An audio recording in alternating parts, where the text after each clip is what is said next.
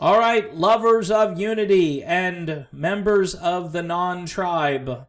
If you're not a member of a tribe, you're in the right place or at the right channel. My name is Dave. I have fine-tuned my political outlook, and yes, here I am. Jo Jorgensen is running for president as a Libertarian. She is the Libertarian nominee. She will likely be on your state ballot. You can vote for her. You can vote for her in droves.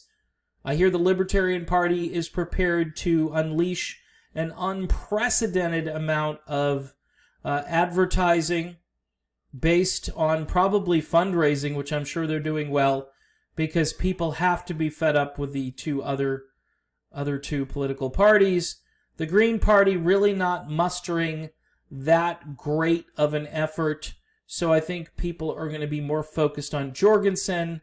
If the Green Party had a Jill Stein type candidate who talked about some of the issues that I think are really very important to many Americans, I think they might be doing better than they are, but they've got a guy in there who is a neoliberal and who just rails against Trump rather than railing against the entire system.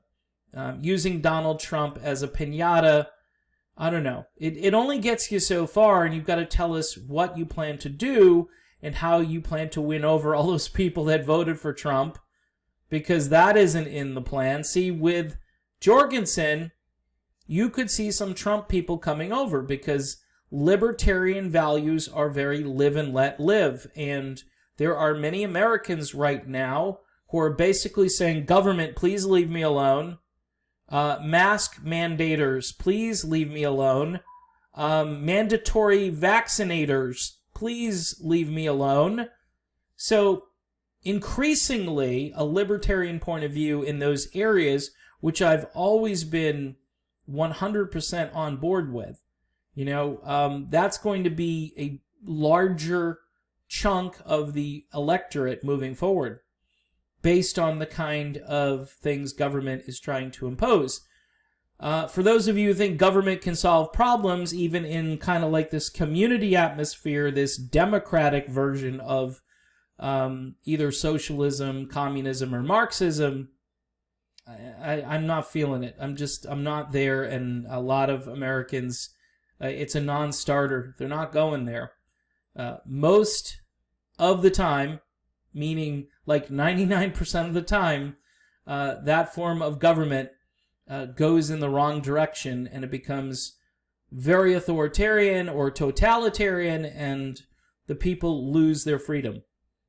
I would rather have freedom with a few problems than utopia controlled by a central planning board. I just would. Even if that central planning board is local. And again, try getting a quorum at a small meeting. If you like herding cats for a living, that's what you'll be doing. You'll be trying to herd cats your entire life. Even to get things done, it'll take forever just to get one vote done. So, Jorgensen running for president. She is the Libertarian Party nominee. She seems rather intelligent. She seems like she could handle the job as commander-in-chief. I still need to see more of her in action, but I like what I'm seeing on her website here. This was actually posted on lp.org. When you land there, you get to see this. Recognizing the increasing evidence of widespread inappropriate use of force by law enforcement, I am committed to listening and then doing what I can to end police misconduct.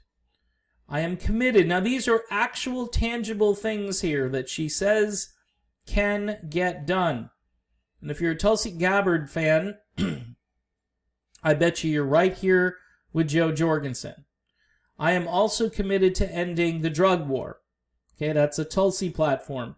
And for those of you who are very anti-drug or fear that your community will be overrun with drugs, I can guarantee you your community is already overrun with drugs. And if you end the drug war, you no longer have a turf war.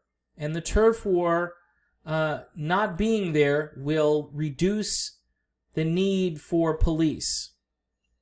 So again, if it's a legal product and you have to purchase it and you can regulate it, in some cases maybe you can even tax it, although most libertarians probably wouldn't be for that. But again, you probably need treatment programs, and those treatment programs I'm sure will be included in your local budgets and so forth. But think of it this way, treating a drug addict is probably a lot better than dealing with people getting shot and killed in shootings that they had nothing to do with, that they were just victims. Anyway, qualified immunity, which a lot of people don't understand, cops are given special privileges when you file a complaint against the cop, and so this would eliminate that. It should be equal protection under the law and not special protection under the law. No-knock warrants. On TV, every time I've watched a television show, they always knock or yell before they break in, so their portrayal is better than the actual thing that is happening. Definitely a no-brainer. And other misguided policies which create the setting conducive to much of this violence. Now, I think the violence, this is the only thing I would maybe disagree with. I think the violence right now has nothing to do with policies. I think the violence is being orchestrated. But these things, if enacted, would certainly help the situation in a normal environment where anarchy isn't being promoted. Let's just say this. So, Joe Jorgensen, definitely somebody you should check out if you haven't.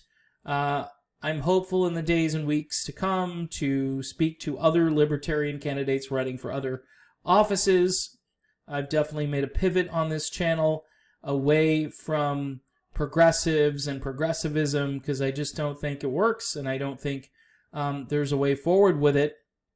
Although it does seem that there is an uptick in enthusiasm for progressivism in some quarters, I don't think at the national level or most Americans would approve of some of the things that progressives are advocating for. Eventually, we've got to get our economy back on track, and giving out money in perpetuity is probably not going to get that done. I guess you'll probably have things like hyperinflation and just not a lot of confidence in the dollar, and people in general, expecting that this will go on and on forever. Yes, the government has created a problem that it needs to fix, but there needs to be a long-term fix to this problem and not just short-term financial band-aids that we keep putting on there. It's the same way we do budgets now in the United States, as we do these little amendments at the end and continuing resolutions, CRs. That's all we ever do. And nothing ever gets done. The can gets kicked down the road. We're going to have a day of reckoning. I don't know if Joe Jorgensen can be the president of the United States, meaning that I don't know if the establishment media will allow this message to go forward, but something needs to give. Something needs to happen that's different from what we have between Biden and Trump. And I understand a lot of people will be looking at both of those candidates. Biden, they'll look at Biden just because he's not Trump, and that's what he's running on. He even said so yesterday. I'm running because Donald Trump is president. Okay. And they focus tested that, and that tests really well. So he's going to continue to say stupid stuff like that and not really talk about policy. Trump, I think, is running to try to keep America the old America, and I don't know if he's going to have success doing that. I would prefer Trump's policies over Biden's policies at this point, but I'd prefer Jorgensen's policies way more than either Biden or Trump. So I think we should go for the best candidate, and we shouldn't vote for a candidate because of fear. And if you're voting for Biden, you're voting out of fear. And if you're voting for Trump, I think you're voting for somebody who needs to be bold and is just going to kind of fold up shop into the establishment as the days go on. I'm not even sure if he's that interested in getting back to the White House. I'm sure he's going to put on a good show, and he's not going to look like he's letting his guard down and so forth, but we shall see. But either way, I think people should know about a better candidate, and that's why I've decided to talk about Joe Jorgensen. So there you have it. This is just a few ideas about policing, which are really important. We'll take a look at other platform issues in the days to come, and why maybe the libertarian philosophy is the best. I do want to try to focus on economics, because that seems to be an area where a lot of people can't look at a libertarian. I've noticed this about a lot of people support Green Party candidates or people who are quote-unquote democratic socialists. They just can't look at libertarian policies. But libertarian policies on economics, some of them, in my estimation, make perfect sense, but our country is moving in the exact opposite direction, with the printing presses running around the clock, and you can't keep doing that. We keep saying it, but it didn't work in 2007 and 8, because here we are again. Of course, we did have this pandemic thing, and the government doing crazy things that I'm really not pleased with right now. Shutting the economy down, forcing people to do things against their will, not enacting laws, but doing decree and fiat and all this stuff. And this isn't the way to run the government. This is a new kind of soft tyranny, and it needs to be defeated at the ballot box. Okay, thanks for watching. See you soon.